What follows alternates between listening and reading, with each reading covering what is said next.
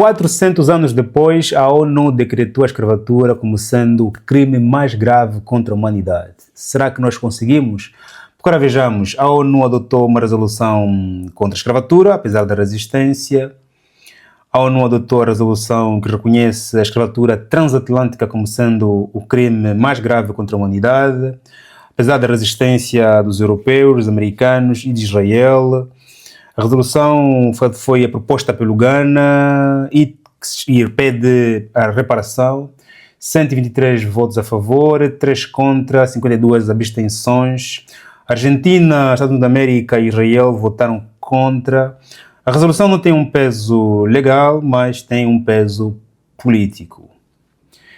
Graças ao presidente do Ghana, o senhor John Dramani Mahama, que propôs este documento, com apoio de muitos países, como Angola, Cabo Verde, Guiné-Bissau, os países que mais sofreram também a colonização, e também, claro, alguns países votaram contra, outros abstiveram-se, como a França, a Inglaterra, Portugal, Espanha, que também vamos aqui falar sobre por que razão eles se abstiveram e por que razão esses países como Argentina, Israel, que sofreu o Holocausto, poderá também ter votado contra por ciúme, porque Israel pode considerar o Holocausto como sendo o mais grave da humanidade e não a escravatura. Mas também falaremos aqui sobre por que razão países como Portugal se abstiveram de votar a favor desta resolução. E quais são as justificações que os países africanos que apoiaram a resolução do presidente do Ghana colocam para este documento que, a partir de quinta-feira, ontem, dia 25, decretou a escravatura como sendo o crime mais grave contra a humanidade. Ponto. Vou aqui dizer que a escravatura transatlântica, porque antes desta havia outra escravatura, a escravatura transatlântica que começou com grande realce em 1575, quando os portugueses inauguraram a cidade de Luanda, quem diria, descobriram Luanda, ok? Quando da África começaram a sair muitos. Falando em África, começaram a sair. Está em Angola o Sr. Will Smith, que também vamos comentar a sua visita no próximo vídeo, por isso faz like, subscreve e partilha, ok? Para que lembrarmos que a escravatura durou 300 e tal anos, ok? E desde 1888, que o Brasil decretou o fim da escravatura, até hoje passaram-se 138 anos, ou seja, 300 anos de escravatura, 100 anos a esperarmos que o mundo pudesse considerar a escravatura como sendo um dos piores crimes da humanidade, e aconteceu hoje. Aconteceu hoje, mas mesmo assim, os países que perpetuaram a escravatura disseram: nós não abraçamos, não concordamos, porque o texto diz o seguinte: este ato foi dos mais bárbaros da humanidade porque criou uma ruptura em África. Famílias divididas, espiritualidade dividida, economia destruída. Porque as consequências das escravaturas até hoje se observam. Ou seja, durante os 300 anos que estávamos a ser escravizados, os africanos estavam a ir para a Europa, para o Brasil, a construir aquelas economias. Estavam na Europa a construir edifícios, a trabalhar nas fábricas, a irem para as guerras. Estavam no Brasil a construir as cidades, a trabalhar nas plantações. Estavam na América a trabalhar nas fábricas, a construir as cidades, a trabalhar nas plantações. As africanas nasciam, os filhos eram levados para a Europa, para o Brasil e para a América e lá desenvolver aquelas economias. Ou seja, nós estávamos parados e só vos dávamos os filhos. Logo, as consequências que se sentem até hoje, porque os 300 anos que vocês estavam a crescer, nós estávamos parados a lutar contra vocês, então a vos aguentar. E hoje existe aquilo que se chama de racismo estrutural, racismo que é consequência a priori, que é, a evolução da escravatura. Okay? Acabou a escravatura, tinha que surgir outro sistema, e o sistema que surgiu foi o racismo, que até hoje ainda se perpetua, a razão pela qual, se formos ver, tanto na África como na Europa, como na América, as famílias negras costumam ser e tendem a ser mais pobres e com menos oportunidade da escola, trabalho e não só, por razões históricas. Eu nasci de uma família que tinha terra, tenho terra. Eu nasci de uma família que não tinha terra e de uns pais que viviam em casa alugada. Quando eles vão-se embora, eu sou criança, os pais morreram, vou viver na rua. A herança que nós tivemos foi completamente diferente e as consequências se sentem até hoje. Ponto. A natureza da escravatura foi muito penhosa, porque ou seja, porque houve escravatura? Porque precisava-se de mão de obra barata. Tirar os escravos da África, levá-los na América, trabalharem sem salário. A natureza, qual foi a razão, a causa? É mão de obra barata e resistente. Portanto, é desumano, porque nenhum europeu gostava de trabalhar horas e sol, chocoteadas, às vezes até violada, sem receber salário nem ter a sua casa. Portanto, a natureza, a origem, a causa foi também das mais graves da humanidade. Portanto, a brutalidade, também eles aqui dizem, ponto, foi brutal, ok? Bateram-nos, violaram-nos, estupraram-nos, deitaram-nos ao mar, comemos como se fôssemos animais. Aliás, há muitas histórias, há muitos livros, há muitas imagens que descrevem isso. E depois a escala também é absurda em função da quantidade de pessoas que foram escravizadas. Fala-se de mais de 12 milhões de africanos que foram transportados da África para o resto do mundo. 12 milhões. Há países que não têm 12 milhões de habitantes. 12 milhões de africanos foram... Esse é um cálculo aproximado, nem o dado real, porque se formos contar, claramente poderá ser 20 milhões, 30 milhões, 50 milhões. Ponto. Historiadores fizeram alguns cálculos, deu aproximadamente 12 milhões de pessoas. A duração, estamos a falar de 300 a 400 anos de escravatura. Hoje, 2026, ainda existe o neocolonialismo, a neoescravatura. Então ainda acontece. Ainda acontece até hoje. Ou seja, a duração foi pior do que, não vou classificar os sofrimentos, como por exemplo Israel terá votado contra porque viu ali a hierarquia dos sofrimentos. Quer dizer, nós não somos, vou dizer que são, o Holocausto não é, a escravatura que é, parece que aparece aqui uma hierarquia dos sofrimentos, razão pela qual a Inglaterra diz que não apoia, absteveu-se porque o texto demonstra a hierarquia dos sofrimentos e porque também os que fizeram ontem a escravatura já não estão presentes. A tua geração não pôde pagar pelos crimes da geração passada, mesmo sabendo de que hoje se está a beneficiar dos artefatos vários, das oportunidades várias que se deu à Europa, mas nós não queremos assumir as culpas, queremos aproveitar os ganhos do processo da escravatura, mas não as culpas. A Inglaterra diz o seguinte: os que fizeram já não estão cá, não somos nós.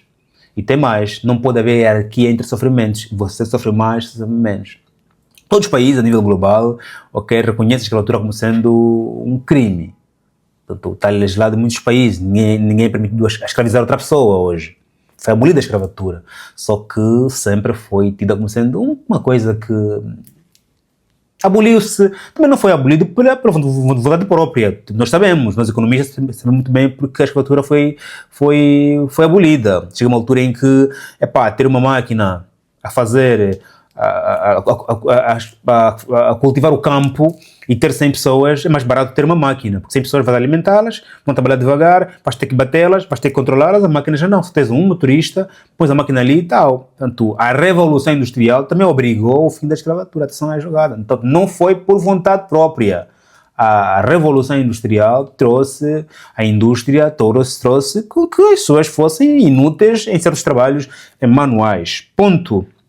No entanto, o que o Gana diz que nós não queremos aqui lutar, nós queremos é que possamos colocar um ponto final na história. A ideia é curarmos as dores da escravatura. Por isso é que o documento exige que, voluntariamente, os países europeus que participaram massivamente deste crime devem voluntariamente contribuir para um fundo de reparações. Depois, o Gana, ou o documento de resolução, pede que se faça uma reparação histórica. Isto que é isso, Joaquim?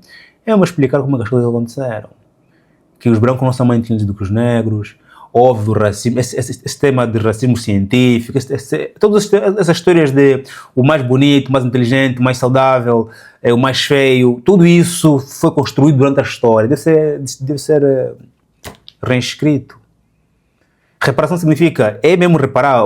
Imagina aqui uma obra, uma casa que durante muito tempo ficou desabitada. Você chega naquela casa, tem teia de aranha, tem furos, tem tinta, tem parede a entrar água. Reparar é mesmo reparar isso mesmo. Tudo que tiver errado no processo todo, todos os anos, é reparar. Isso é uma reparação, ponto. E também a resolução pede que esses países peçam desculpas aos países africanos que foram colonizados. Também pede que se faça a repatriação dos livros, dos documentos, de artefatos históricos, todos para a África. E também que esses países prometam nunca mais repetir esta barbaridade, este ato.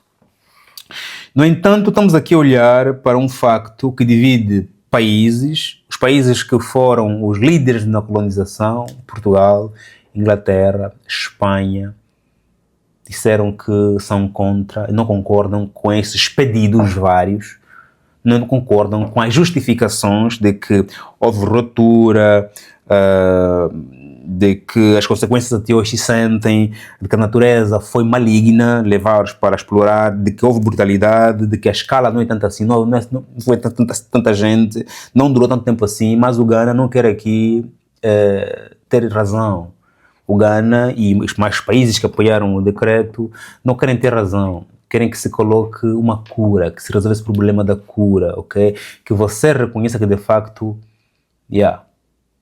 nós erramos, nós falhamos, os nossos museus estão cheios dessas coisas, vindem buscar ou nós vamos levar sem exigir custo algum. Porque se eu fui para o teu país, tirei uma máscara, levei no meu país, coloquei no meu museu, eu não te comprei, não te pedi, te tirei, não fui eu que fiz, eu encontrei no teu país, eu devo restituir. Aqui o Ghana está a pedir a cura, ok? Não é que os africanos serão mais ricos com esta devolução, com este fundo, com esse... Não, está a dizer, vamos resolver esse problema, que não está resolvido. Ponto. Agora, nós conseguimos ou não conseguimos chegarmos até este nível? Apesar de que não tem respaldo legal, quer dizer, ninguém vai ser julgado, ninguém vai ser condenado por esta resolução, okay? É um facto apenas político que até enfraquece a relação entre os países europeus, americanos e africanos. A coisa fica mais fria, porque eu estou a esperar que você faça isso, que você faça a reparação histórica, reescreva os livros de história dos países. Estou a esperar que você me devolva minhas coisas. Isso pode arrefecer um bocadinho aqui a relação entre países, mas nós conseguimos. Nós chegamos até aqui. Família, sendo sincero comigo mesmo, mas não antes de lembrar que é importante você fazer like neste vídeo, escolher e partilhar, e que para fazer parte dessa comunidade está aqui o QR Code, ou no primeiro comentário está ali o link, para ler os meus livros, estão disponíveis aqui no meu site, ou aqui no meu site, ou então no primeiro comentário está ali o link, e também dizer que este é um passo importantíssimo. As mudanças, as revoluções não se fazem de água para vinho ou de vinho para água. É um processo longo, paulatino e é para ir quebrando algumas barreiras. Esta é uma das barreiras que foi quebrada. Quer dizer que nos próximos 50 anos, nos próximos 100 anos, podemos dar mais um passo, como por exemplo, julgar também, como por exemplo, criminalizar aqueles que até hoje podem responder por esses atos. Okay? Porque vai sempre haver alguém, ou uma instituição, ou uma empresa, porque naquela altura havia muitas empresas que financiavam o tráfico de escravos, e hoje em dia existem empresas e bancos que ainda vivem dos recursos do tempo de escravatura. Portanto, os historiadores estão ali e podem contar os factos todos. Okay? Agora, nós conseguimos dar um passo muito grande até aqui. Conseguiremos... Não quando os europeus devolverem tudo, conseguiremos quando atingirmos os níveis econômicos e financeiros acima do que a Europa representa hoje.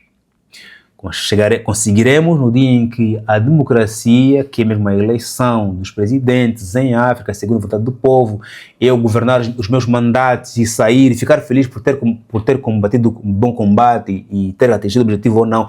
No dia em que não mais haver fraudes, não mais haver guerras, e a África for realmente um Wakanda, aí sim diremos que já conseguimos. Porque esse problema, apesar de nos terem entregue, nós também os alimentamos bastante no processo da neocolonização. Então nós, África, estamos há 50 anos livres, independentes. Durante esses 50 anos também fizemos muita coisa mal entre nós mesmos, que são também consequência, muitas delas, da própria escravatura. E nós precisamos assumir também as nossas culpas, Assumir de que eu não sou dono desse país, vou governar até quando eu puder, quando não consigo, vou ter que sair, porque eu preciso permitir que o país avance com todos. Ok? E temos aqui duas etapas. Uma etapa onde nos mantinham no cativeiro e outra etapa onde alguns de nós nos mantêm no cativeiro. Nós demos um passo muito grande, mas conseguiremos no dia em que a África for todos os africanos. Onde eu, Joaquim, fui eleito para vos governar durante 2 mandatos, não? Faço um mandato, depois tenho mais um mandato. Eu cumpro, depois saio tranquilamente quando as instituições forem completamente livres. Nós temos em África países a ser governados há 40 anos, mas são países muito pobres. Isso é difícil de perceber. Algo de errado está muito errado, família. Então vamos assumir as nossas responsabilidades, porque alguém no Ghana fez alguma coisa que claramente nos levou a 100 anos de distância de onde nós lá estávamos. E que não esperemos esse dinheiro das reparações, porque não é isso que vai mudar a nossa vida, mas sim a nossa mudança sobre a forma como nós olhamos para o nosso país, para os nossos cidadãos. Qual é a sua opinião em volta desse tema? Faz um like, subscreva, estamos juntos. A tutelor e que suco acaleleto. Amém.